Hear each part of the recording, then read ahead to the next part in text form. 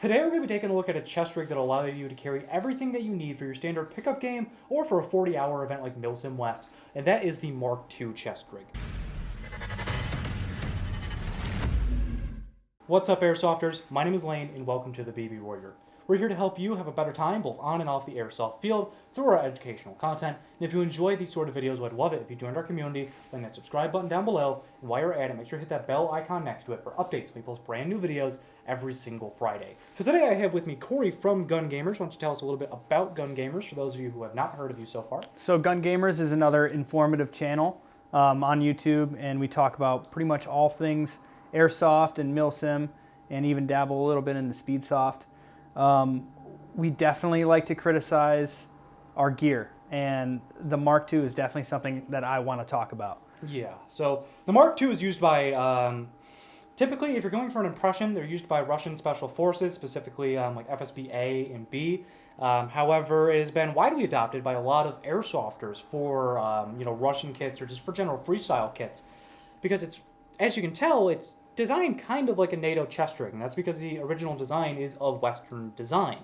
The reason why I was gravitating towards the Mark II is that Russian kit's interesting to get into. It's a whole different world, and this is familiar, I guess you could say. It has a lot of the same qualities that any other gear that I would run with, and really it's just overall a great balanced chest rig that allows you to carry a lot. So why don't we talk about what you can carry on the Mark II. Now this is my personal setup for it. So the Mark II has two built-in general purpose pouches of equal size on the sides. They're 1 liter capacity, so you can hold 1 liter of water like in a Nalgene bottle. I probably pronounced that wrong. You can hold 3 AK mags in it, just general purpose type stuff. You have 4 built-in magazine pouches here, which hold 2 mags each. Now these can hold AK mags, M4 mags, a single G36 mag. I've seen photos of guys stuffing SMG for like PP19s or MP5s in there. And then it does have a bib that comes up like an RRV, which allows you to hold a plate in the back. Now, I've always been a big fan of it, and I think you'd agree with me, because it does allow you to do so much. And the front does have molly, so if there's something that you need, like pistol magazines, fragmentation grenades, radio, a quick draw pouch, you do have the possibility to do that. Now, what sort of differences would you have on your Mark II that you personally own? So my Mark II is set up a little bit different. For MK2 West, I had 6 magazines, so I had 2 in this, and then I had my radio pouch here. I don't have a nice fancy radio pouch over here. And I actually, the Tasmanian Tiger Mark II has molly on the inside of these pouches. So I actually put my pistol mag pouches inside of there because I knew I wouldn't need them. And I didn't. So that worked out great. I had a grenade pouch over here, which I actually kept my compass in. And then I had a grenade pouch over here, and I actually put a grenade pouch on this back strap here, which was kind of annoying, but it was a good place to keep a grenade if I really needed one. Yeah. Now, I will say, because you hit a key note that I do want to mention, he has a Tasmanian Tiger version of this rig. This is made, or this general design is made by a few different companies with a couple of differences in them. So this one is made by a company called JTech. This is one that you'll primarily find in reference photos being used by the FSB. However, the original design is credited to Tasmanian Tiger, and you can buy those retail, which is the one that Corey has. And you can buy another Russian copy of it bought from a company called A&A. They make a lot of different uniforms and equipment for the Russian military. So the main difference that you'd find between the three of them is primarily going to be the color of these tan pieces on here. On the newer Tasmanian Tiger ones, and a lot of the ones you see in reference photos of them being used, is multicam. Yeah. Which really does look like nice. Mine. Yeah, yes. Yours has all multicam on it instead of having any sort of tan. And the difference between the A&A and the JTech, because they're both using tan, is the color of it. I think the A&A actually has... It used to be multicam like the Tasmanian Tiger, but then they moved to be like the one for JTech. The main difference between the tan on those, for reference, these pistol magazine pouches are A&A, this is JTech here. So it's just a little bit more red in it overall. But overall, while there are some few minute differences like color, there is, is there molly on the inside of the... Yeah, there's molly on the inside of the cargo pockets, which is kind of useful, especially if you're trying to balance some weight. And which is the whole reason I put the USP mags over here. They're super heavy. So I offset them to account for the weight that I was holding over here, which is like multi-tool and stuff like that.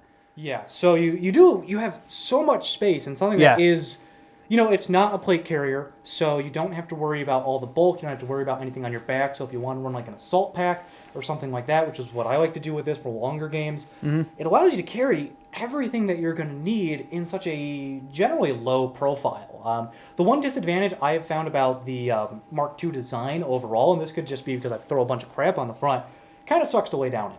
Yeah, I would definitely agree to that. I was using an RPK for a little bit at Milsom West, actually about half at Milsom West. So I was prone a lot. Yeah. And I was, like I said, I was double stacking mags. It gets uncomfortable. So in an urban area, it really sucks. But I mean, I was laying down in the woods and it was a little uncomfortable. Yeah. I actually ended up pulling out my mags and just setting them in front of me for an extended period of time. And again, if you need more space on this, even though this entire thing is covered in moly, there is a bib that can come up, which has like another panel for like an admin panel. Yeah. And then the inside behind it, there's space for maps, stuff like that. So really, I love this rig for longer games because you can put everything that you need on there. And I think that like for myself, I own 2 chest rigs. I have this, which allows me to carry everything in the kitchen sink, and then I have my Spirit Systems rig, which it holds 3 mags, and it has a little space for general purpose, but that's about it. So this is my preferred system, whether I'm running Russian kit or not. Now, depending on who you buy them from, there's a couple of different colors that you can get. Primarily multicam, black, and like an olive drab color. I think there's probably more from Tasmanian Tiger because they sell them commercially and they made the original design. But I know the JTech, you're only going to find them in this.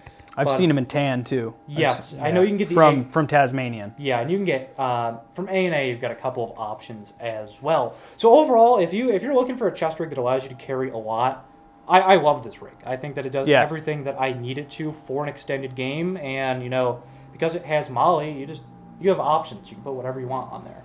Yeah. Anything else you want to add about that chest rig? I personally love it. It's one of the most high-end production chest rigs that I've used.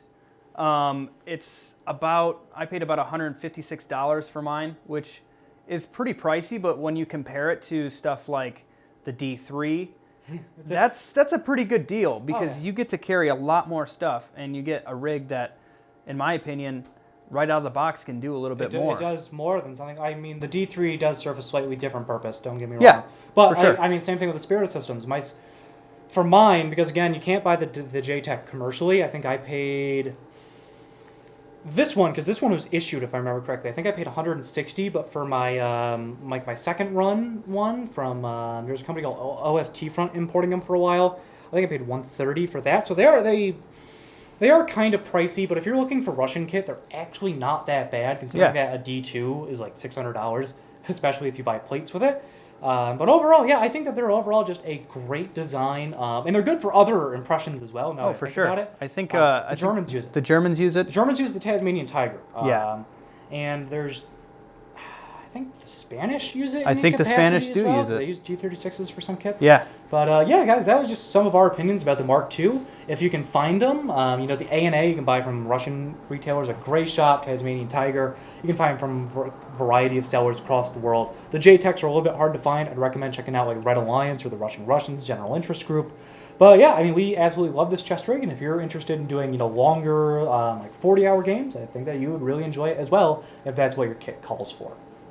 But that's going to do it for today's video. Thank you guys so much for staying until the end. If you enjoyed this video, I'd love it if you joined our community by hitting that subscribe button down below. While you're at it, make sure to hit that bell icon next to it so that you get updated when we post brand new videos here on the channel every single Friday. And make sure to check out Gun Gamers. Again, they do really good industry discussion, and really, I think that their content really helps industry people understand what players want and what players expect in Airsoft as a whole. But my name is Lane. And I'm Corey. And I will see you all next time.